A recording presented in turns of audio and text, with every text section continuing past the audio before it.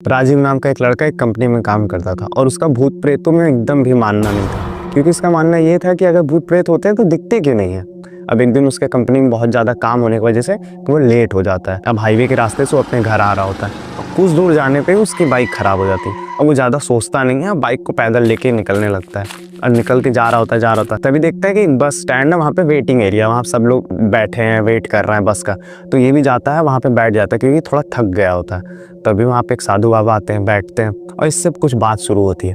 अब बात में राजीव बोलता है उनसे कि मुझे ना भूत प्रेतों में एकदम विश्वास नहीं है, क्योंकि अगर होते हैं तो दिखते क्यों नहीं है। अब ये बात सुन के साधु बाबा बोलते हैं, अगर तुम्हें देखना ही है तो आओ मेरे साथ शमशान कभी। तो साधु बाबा के साथ अभी ये शमशान चला जाता है। अब साधु बाबा बोलते हैं तुम यहीं रुको, और वहाँ जाकर के कील गाड़ते हैं। कील गाड़ के उसमें एक धागा लपेटते हैं, लपेट के जो दूसरा छोर होता है वो राजीव को लाके पकड़ा देते हैं। अब राजीव को बोलते हैं कि तुम इस छोर को तब तक मत छोड़ना जब तक मैं ना बोलूं। वहाँ पे 4 पतासा वो रखते हैं। रखने के बाद राजीव को आंख बंद करने के लिए बोलते हैं और बोलते हैं जब मैं बोलूंगा तब आंख खोलना। तो जब राजीव आंख खोलता है वो वहीं के वहीं शॉक हो जाता है, एकदम स्टन्ड हो जाता है, क्योंकि उसके आंख के सामने जो हो रहा था 4 आत्माएं लिटरली आ करके उस पतासे को खा रही थी।